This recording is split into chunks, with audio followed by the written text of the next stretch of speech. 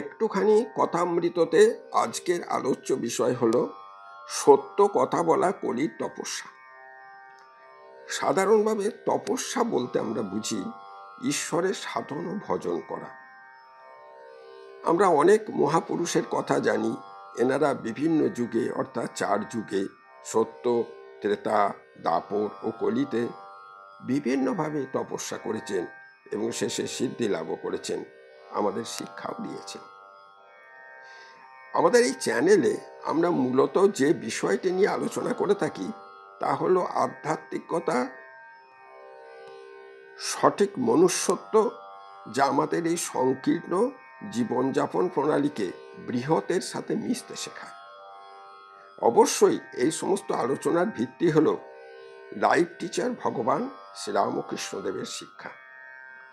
আলোচনাটি মনোযোগ সহকারে শুনলে সংসারে থেকেও অতি সহজে কিভাবে তপস্যা করা যায় এবং সঠিক পথের সন্ধান পাওয়া যায় তা জানা যায়। তো আলোচনা শেষে একটা লাইক দেবেন, সাবস্ক্রাইব না থাকলে অবশ্যই করবেন, কারণ এটাই আপনাদের সাথে আমাদের যোগাযোগের রাস্তা। চলুন শুরু করি। একদিন ভগবান শ্রীরামকৃষ্ণদেব সিঁদুরিয়াপটি ব্রাহ্ম সমাজে বিরাজ করছেন, অবশ্যই উপাসনা গৃহে।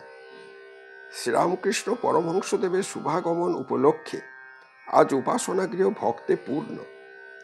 তাঁর হরিপ্রেম, জ্বলন্ত বিশ্বাস, ঈশ্বরের সাথে কথোপকথন, ভগবানের জন্য ব্যাকুলতা, বিষয় কথা বর্জন, সব সময় ঈশ্বর প্রসঙ্গ, সর্বধর্ম সমন্বয়, অপর ধর্মে বিদ্বেষহীনতা ইত্যাদির জন্য ঠাকুর শ্রীরামকৃষ্ণদেব ব্রাহ্ম ভক্তদের অতি প্রিয়।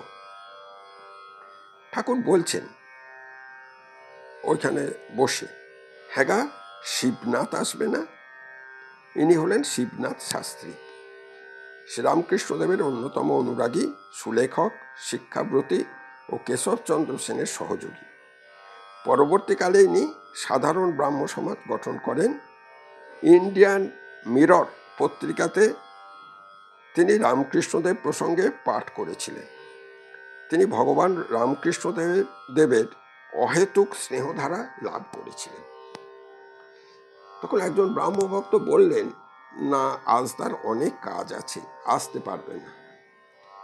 এই কথা শুনে ঠাকুর বলছেন, শিবনাথের অনেক গুণ, কিন্তু একটা ভারী দোষ আছে, সেটি হলো কথার ঠিক নেই। এরপর ঠাকুর বলছেন, আসলে কি জানো, সত্য কথা বলাই হলো কলিযুগের তপস্যা। সত্যকে আঁট করে ধরে থাকলে ভগবান লাভ হয়, আর সত্যে আঁট না থাকলে ক্রমে ক্রমে তা নষ্ট হয়ে যায়।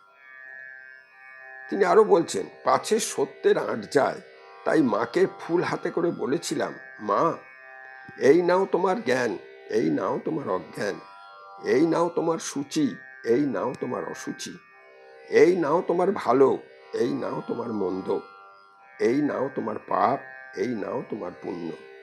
আমাকে শুধুমাত্র শুদ্ধা ভক্তি দাও। কিন্তু এই কথা মাকে বলতে পারি নাই, এই নাও তোমার সত্য, এই নাও তোমার অসত্য। সব মাকে দিতে পারলুম, কিন্তু সত্য মাকে দিতে পারলুম না, কারণ সত্যই তো সব, সত্যই তো মা ভবতারিণী। তাই সত্যই কলিযুগের তপস্যা।